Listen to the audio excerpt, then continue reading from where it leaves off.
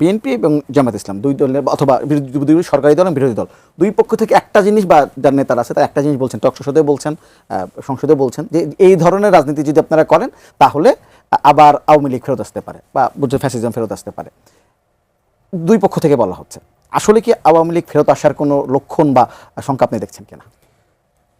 আওয়ামী লীগ ফিরতে পারবে কি পারবে না আমি সে প্রসঙ্গে যাব না। তার বাংলাদেশের যে ভৌগোলিক অবস্থান, আমাদের ধরেন যে প্রতি বছর বন্যা হয়, খরা হয়, শীত হয়, গ্রীষ্ম হয়, এটা বাংলাদেশের ঋতু বৈশিষ্ট্য, মানুষের বৈশিষ্ট্য। তাই আমরা খুব দ্রুত পরিবর্তনশীল, আমরা দ্রুত পরিবর্তন চাই। শেখ হাসিনা 1 বছর আগে ছিল, 2 বছর আগে ছিল, এখন নাই। শেখ হাসিনার সময় কেমন ছিল, এখন কেমন আছি। মানুষ সবসময় তার থেকে বেটার প্রত্যাশা করে। তো এখন যেটা আমাদের যেটা প্রত্যাশা আপনার, যে আমাদের একটা ব্যাপক রক্তপাতের মধ্য দিয়ে পরিবর্তন হয়েছে, ঠিক আছে না? এখন এই পরিবর্তনটা তো জনগণের যে প্রত্যাশা, যে বিগত সময় চাইতে আমাদের এখন ভালো থাকতে হবে, এটা দায়িত্ব উভয়েরই, সরকারি দল বিরোধী দল উভয়েরই। এখন এই প্রত্যাশা পূরণ করতে গিয়ে যদি আমরা ফেল করি, তাহলে কিন্তু এখানে আপনার স্বাভাবিক কারণেই মানুষ কিন্তু ভিন্ন চিন্তার দিকে ধাবিত হবে। আমি আওয়ামী লীগ হবে না কী হবে সেটা আমি বলতে পারবো না, তবে এখন আমাদের একটা জায়গায় লেভেল মধ্যে থাকা উচিত। লেভেল ক্রস করা আমাদের কারোরই উচিত হবে না।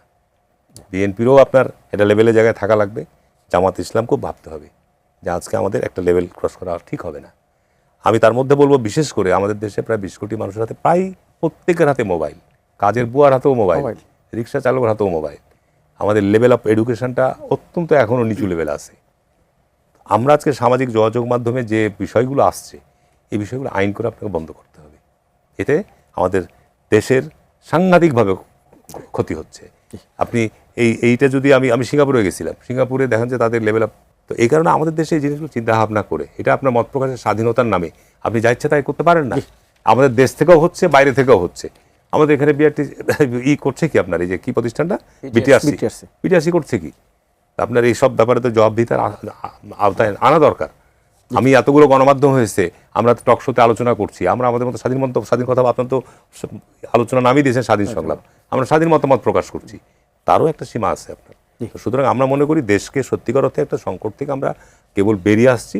সুতরাং আমাদের সামনের দিকে যাত্রা যদি আমরা আগাতে চাই, একটা গণতন্ত্রের ভিত্তিকে যদি মজবুত করতে চাই, এবং দেশের স্বাধীনতার সার্বভৌমত্ব যে জন্য হুমকির মুখে ছিল, সেইটা আমরা এখনও মুক্ত হইনি। আমাদের প্রতিনিয়ত কিন্তু হুমকির মধ্যে আমরা আছি। সুতরাং আমাদেরকে সেই জিনিসগুলো চিন্তা রেখে সরকারি দল বিরোধী দল সবাইকে ভাবতে হবে। মুজিবুর রহমান, আপনাকে একই প্রশ্ন করবো, যে আপনি আওয়ামী লীগ ফেরত আসার কোনো লক্ষণ দেখছেন কিনা?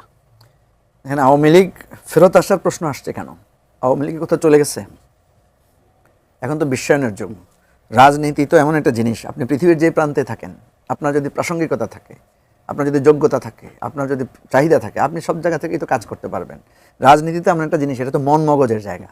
সুতরাং আমি আওয়ামী লীগ ফিরে আসা, চলে যাওয়ার কোনো বিষয় নেই। শেখ হাসিনা দৈহিকভাবে চলে গেছেন, পালিয়ে গেছেন, তার সাথে তার সাঙ্গপাঙ্গরা পালিয়ে গেছে, কিন্তু তারা যেখানে আছেন সেখান থেকে বসে তো রাজনীতি করতে তো তাদের কোনো বাধা নাই।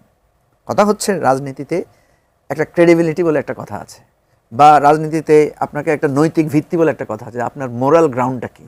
আপনি যখন গ্রাউন্ড হারিয়ে ফেলেন, দেখেন বাংলাদেশে মুক্তিযুদ্ধে সংগঠক দল হিসাবে আওয়ামী লীগ ঐতিহাসিকভাবে প্রতিষ্ঠিত, এবং 70 সালের নির্বাচনে একক সংখ্যাগরিষ্ঠতা, মানে কি, মানে একেবারে ওই পাকিস্তানি শাসকদের অধীনের নির্বাচনে আওয়ামী লীগ একেবারে মানে ল্যান্ডস্লাইড ভিক্টরি পেয়েছে, পুরো পাকিস্তান শাসনের ক্ষমতা পেয়েছে। সেই আওয়ামী লীগ কিন্তু আপনি দেখেন খুব দ্রুত জনপ্রিয়তা হারিয়েছে, এবং ওই যে জনপ্রিয়তা হারিয়েছে 75 সালে তার পতনের পরে আপনার 21 বছর লেগেছে তাকে আবার ক্ষমতা আসতে, এবং 21 বছর পরে এসে 3-4 বছরের মধ্যে সে আবার অজনপ্রিয় হয়ে গেছে, এবং এরপরে তাকে পুরোটাই বাংলাদেশের গণতন্ত্র আমেরিকা থেকে বা ইন্ডিয়া থেকে আসে নাই, এটা তো ছিল এখানে। এই লোকগুলাই কেন আগস্টে বের হয় নাই? আজকে যারা আওয়ামী লীগের নামে মিছিল করতেছে বিভিন্ন জায়গায়, এদেরকে আমার একটা প্রশ্ন করতে ইচ্ছে করে, যে যখন তোমার শেখ হাসিনাকে মানুষ ঘেরাও করে গণভবনের দিকে যাচ্ছিল, তখন তো তোমার সাথে পুলিশ ছিল, রাষ্ট্র তোমার, পুলিশ তোমার, থানা তোমার, সব থানাগুলোতে যখন জনগণ, বিক্ষুব্ধ জনগণ এগিয়ে গিয়েছিল, তখন তোমরা কোথায় ছিলা? তোমরা দাঁড়াও নাই কেন? এ লোকগুলো তো আসলে পৌরসত্বহীন লোক, যারা তার দলের বিপদের সময় আসে নাই। এখন সে কেন আসছে? এখন কি সে খুব আরামে তার কেন সুদিন আসছে, এই জন্য আসছে? এখনও তো সে আসছে একটা কঠিন সময়, যদি ধরে আনি নেই, তো ওই কঠিন সময় সে আসে নাই কেন? তখন তো তার সুদিন ছিল। তার মানে সুবিধাবাদী অথবা ভীতু, কিছু একটা তো হবে। এখন দেখেন, এই যার মোরাল গ্রাউন্ড যেই দলের, যারা খুন করেছে, গুম করেছে, লাখো লাখো কোটি টাকা সর্বশান্ত হয়ে গেছে, এই যে যারা আজকে অ্যাকাউন্ট থেকে টাকা তুলতে পারছে না, এই যে যাদের আপনার শেয়ার মার্কেটে ধসে গেছে যাদের জীবনযাত্রা, যারা আপনার বিদেশ থেকে ফেরত এসেছে আমাদের হাজারো কর্মীরা, তারপরে আপনার যার ঘর হারিয়েছে, বাড়ি হারিয়েছে, স্বজন হারিয়েছে, এই যে সামগ্রিক একটা শক্তি যে আওয়ামী বিরোধী, আওয়ামী লীগের প্রতি যে যাদের ঘৃণা তৈরি হয়েছে, এদের প্রশ্নের জবাব ছাড়া আওয়ামী লীগ রাজনৈতিকভাবে, তার লাখো কোটি কর্মী থাকলেও তো কোনো লাভ নাই। তার লাখো কোটি কর্মী থাকা অবস্থায় তার প্রধানমন্ত্রী পালিয়ে গেছে, তার লাখো কোটি কর্মী থাকা অবস্থায় তার কর্মী তারা সব আত্মগোপনে চলে গেছে। এই যে জুলাই অভ্যুত্থান হলো, একটা আওয়ামী লীগের নেতার প্রাণ গেছে, বলেন একটা উল্লেখযোগ্য নাম বলেন, একটা উপজেলা পর্যায়ের আওয়ামী লীগের নেতার নাম বলেন যে লড়াই করতে গিয়ে মৃত্যুবরণ করেছে। পরিস্থিতি, আইন শৃঙ্খলা সবকিছু বলেন, সামনে স্থানীয় সরকার নির্বাচন আছে, এটি একটা বড় চ্যালেঞ্জ কিনা রাজনৈতিকভাবে, এবং আমি যদি বলি যে আইন শৃঙ্খলা যে পরিস্থিতি আছে সেদিক দিয়ে? না, নির্বাচন তো আপনার অনুষ্ঠান করতেই হবে, নির্বাচন তো হতেই হবে। স্থানীয় নির্বাচন আপনার এখনও আপনার ধরেন যে ইউনিয়ন পরিষদগুলো বিগত আওয়ামী লীগের সময়েরই চেয়ারম্যানরা বহালতবিতে আছে। উপজেলা পরিষদ ভাঙা হয়েছে, এখনও পৌরসভাগুলোতে, সিটি কর্পোরেশনগুলোতে প্রশাসক নিয়োগ দেওয়া হয়েছে, জেলা পরিষদে প্রশাসক নিয়োগ দেওয়া হয়েছে। এখন যত দ্রুত সম্ভব এইসব প্রতিষ্ঠানগুলোতে জনগণের নির্বাচিত প্রতিনিধি আসা অপরিহার্য একেবারেই। তো সুতরাং এখানে একটা সংকট আছে যে আপনার নিষিদ্ধ দলের প্রার্থীরা নির্বাচনে প্রতিনিধিত্ব করতে পারবে কিনা, এটা একটা বড় প্রশ্ন। এখন নিষিদ্ধ দলের প্রার্থীরা নির্বাচনে অংশগ্রহণ করার ক্ষেত্রে নির্বাচন কমিশন নিশ্চয়ই বহু চিন্তাভাবনা করছে।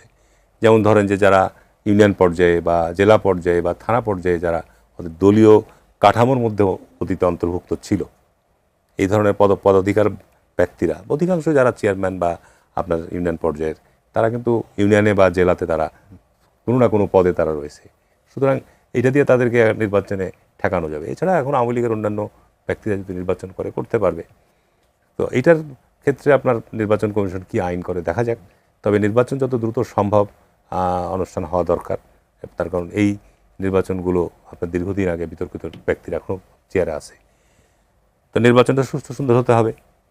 এখানে যেমন একটা জাতীয় নির্বাচন করলাম, স্থানীয় পর্যায়ে নির্বাচন তো আরো অনেক ব্যাপক আকারে হবে। এখানে কি এই যে সরকার যেহেতু 3 মাস গেল, একটা জনপ্রিয়তা যাচাইয়ের একটা জায়গা আসবে নাকি বিরোধী দল?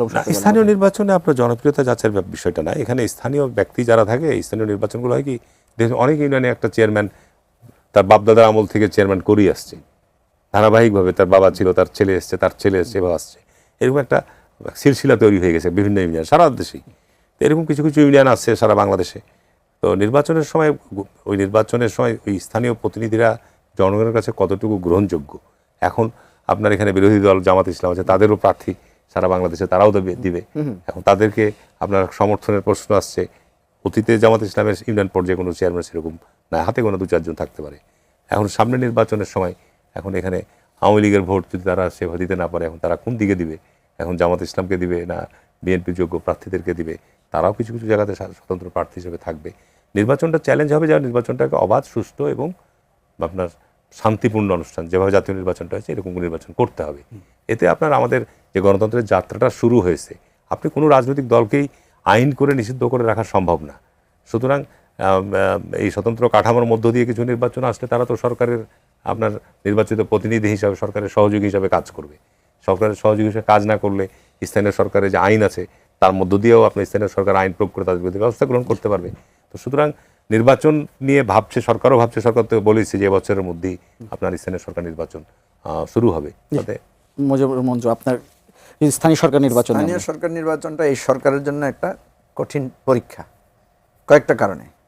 একটা হচ্ছে, দেখেন, আমরা কিন্তু অন্তর্বর্তীকালীন সরকারের সময় চেয়েছিলাম স্থানীয় সরকার নির্বাচনটা হয়ে যাক, কারণ তখন কোনো দলের প্রাধান্যটা থাকতো না। এখন যেহেতু দলীয় সরকার, এবং দলীয় সরকারের কিন্তু সব জায়গায় দেখা যাবে যে তাদের দলীয় প্রভাব, দলীয় এক ধরনের মানে উন্নয়নের প্রসঙ্গ থাকবে, নানাভাবে এই অসুবিধাটা তৈরি হবে। ফলে সরকার কতটুকু নিরপেক্ষ নির্বাচন করতে পারছে, এটা হচ্ছে প্রধান প্রশ্ন। দ্বিতীয়ত, আমি নির্বাচন কমিশনকে খুব আত্মবিশ্বাসী পাচ্ছি না। আপনি দেখেছেন উনি নিজেই ভীত সন্ত্রস্ত যে কী জানি হয়, বড় ধরনের রক্তপাত হবে, এই ধরনের কথাবার্তা উনি বলছেন। ওনার সাথে আমার ব্যক্তিগতভাবে কথা হয়েছে সেদিন আমেরিকান ন্যাশনাল ডেতে, ওনার সাথে আমি কথা বলেছি। আমি ওনাকে বলেছি যে আপনার মধ্যে তো দৃঢ়তা পাচ্ছি না। এখন প্রশ্ন হচ্ছে, প্রথমটা হচ্ছে সরকারের ভূমিকা কী হবে, সরকার কতটুকু নিরপেক্ষভাবে এই নির্বাচন হতে দিবে। সরকার যদি এখানে ম্যানিপুলেশন করার চেষ্টা করে তাহলে এটা একটা ডিজাস্টার হবে, নাম্বার 1। নাম্বার 2 হচ্ছে, আপনি যেটা প্রশ্ন করেছেন যে সরকারি দলের মধ্যে বিরোধ নির্বাচন নিয়ে হয় সাধারণত, কারণ যেহেতু সরকারি দল ক্ষমতাসীন। আপনি দেখেছেন গতকালকে সম্ভবত চট্টগ্রামের রাউজান বা রাঙ্গুনিয়াতে যুবদল নেতা মাসুদকে গুলি করে হত্যা করা হয়েছে দলের অন্তকোণ দলে, এবং গত 3 মাসে আপনি যদি দেখেন প্রচুর কিন্তু এই ধরনের রক্তপাত অন্তকোণ দলের ঘটনা ঘটেছে। সুতরাং স্থানীয় নির্বাচনকে কেন্দ্র করে এটা আরও ট্রিগার করবে। নাম্বার 3, জামাতের মধ্যেও আমরা দেখতে পাচ্ছি তাদের কিন্তু বিভিন্ন জায়গায় বহিষ্কার টহিষ্কার শুরু হয়েছে। তাদের এই প্রার্থী সিলেকশন নিয়ে দলের মধ্যে কিছুটা টানাপোড়েন চলছে। ক্ষমতার কাছাকাছি গেলে আদর্শ গৌণ হয়ে যায়, ক্ষমতা মুখ্য হয়ে যায়, এটা স্বাভাবিক, এটা হবে। এখন যেটা হচ্ছে আওয়ামী লীগের প্রশ্নটা, আমার যেটা ধারণা, আওয়ামী লীগের যে সমস্ত প্রভাবাধীন এলাকা আছে, বিশেষ করে গোপালগঞ্জ সহ ওই ফরিদপুর বেল্ট, এখানে হয়তো আওয়ামী লীগের কিছু প্রার্থী বা অন্যান্য আরও 2-4টা জায়গায় কিছু প্রার্থী হয়তো ইলেকশন করার জন্য ভূমিকা নেবে।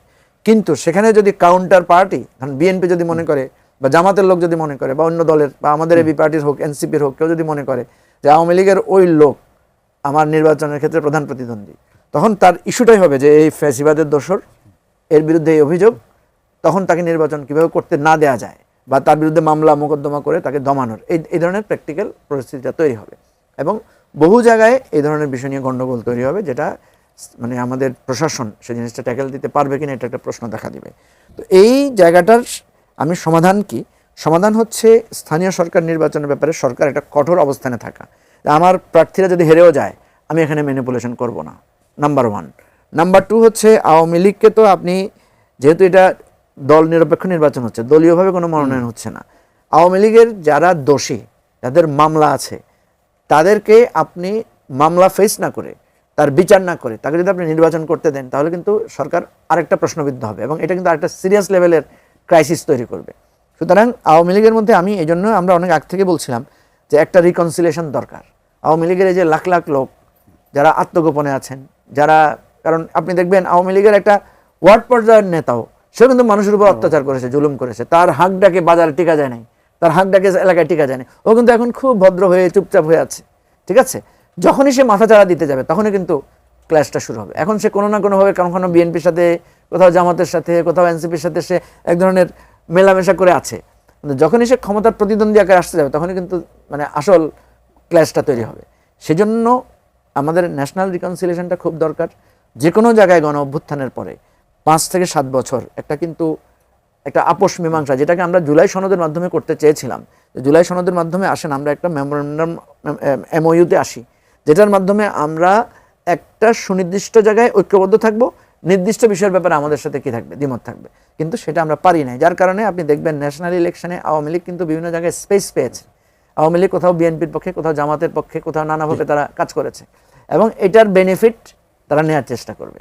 আবার যখনই বিএনপি বা জামাতের লোকেরা দেখবে যে তাদের স্বার্থে আঘাত আসছে, তখন কিন্তু কাট্টু সাইজ করবে এবং কোথাও কোথাও দেখবেন বিএনপি জামাত মিলেই আওয়ামী লীগকে একসাথে প্রতিহত করছে। আমরা শেষ করবো। আপনার দুজনকে ধন্যবাদ আমার সাথে যুক্ত হওয়ার জন্য।